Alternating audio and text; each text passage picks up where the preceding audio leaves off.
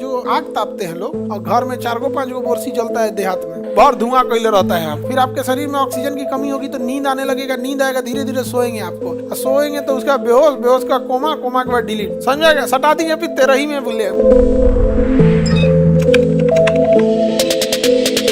और सूर्य से प्रकाश आता है, रेडिएशन, हाँ रेडिएशन यानी विकिरण से आता है। हम लोग आग तापते हैं, विकिरण हुआ रहता है, आग तापते रहते हैं। ऐसे हम क्या है विकिरण, और में सटा दीजिए तो चालन, समझेगा, सटा दीजिए, फिर 13 ही में मिलेंगे अपने, सटा दिए ना तो फिर क्या हो जाएगा 13 ही। यहाँ पे आगे बढ़े तो सबसे तेज कौन होगा, विकिरण।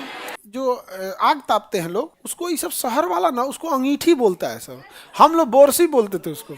हाँ घूरा, घूरा तो उसको बोला जाता है जो सड़किए पे आग जला देता है, उसको घूरा बोला जाएगा उसको। आप पूरा बढ़िया से जैसे तसला उसला में लगा दिया, टेम्पोररी आग जलाया तब ना धूरा बोला जाएगा उसको, घूरा पे जलाया, यहाँ पे तसला उसला में ले लिया, जला दिया तो घूरा पे आग जली लिया, लकड़ी जला दिया सड़क के किनारे उसको।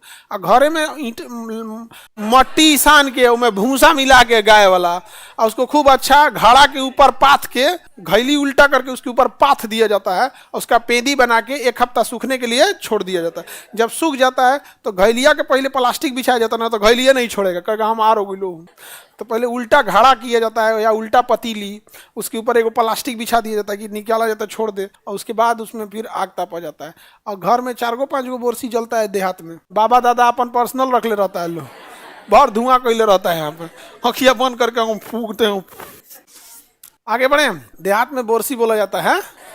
आई तो सब सीबीएसई वाला ना बिजली का बोरसी रख ले, हीटर बोलता है उसको, हीटर रखता है उसको, यहाँ पे गरम गरम वहाँ पे रहता है। हीटरवा कोनो काम का नहीं, तो पसवा जाएंगे तबे गर्मी देगा, अदरवाइज में नहीं। ब्लोवर आता है एगो, ब्लोवर, हीटरवा के अगवा ना एगो पंखा लगा दिया है सब सीबीएसई वाला सब, गर्म हुआ रहता है, वो फेंकते रहता है, खूब अच्छा से पूरा हीट रहता है। अब ठंडी के दिन है ना, कुछ भी चलाओ, हीटर, ब्लोवर, बोरसी, कुछ भी चलाओ, बट रूम के अंदर एक छोटा एरिया होना चाहिए जहाँ से हवा निकल सके, वरना बहुत जल्दी ऑक्सीजन खत्म हो जाएगा। तुरंत ऑक्सीजन खत्म करेगा, फिर आपके शरीर में ऑक्सीजन की कमी होगी तो नींद आने लगेगा, नींद आएगा, धीरे धीरे सोएंगे आपको, और सोएंगे तो उसका बेहोश, बेहोश का कोमा, कोमा के बाद डिलीट, खत्म कहानी यहाँ पे। इसलिए बीच में खाली जगह अगर नहीं रहा, खूब अच्छा से पैक कर दिए तो बहुत दिक्कत हो जाएगा। हवाएं जब लू चलती है तो आपके पास से गुजरेगा तो गर्म लगने लगेगा, और ठंडी का शीतलहर चलेगा पास से गुजरेगा तो कनकना देगा, नहीं समझ में गया। तो लोग कहते हैं एकदम कड़कड़ा के ठंडा पड़ रहा है, हाँ एकदम कनकन्नी हो, तो देहात में तो एक से एक बोलेगा एकदम कनकन्नी पहल, तो एकदम यहाँ पे कनकन्नी मतलब समझ रहे हैं, ओकरा एकदम चमड़ा के अंदर तक ठंडा चल गया उसको, तो उसको क्या कहेंगे, कनकन्नी है, एकदम कान पल्ला हो गई हो, मतलब उसका कान एकदम क्या हो गया, ठंडा हो गया। तो ये क्या है, अभिवहन है।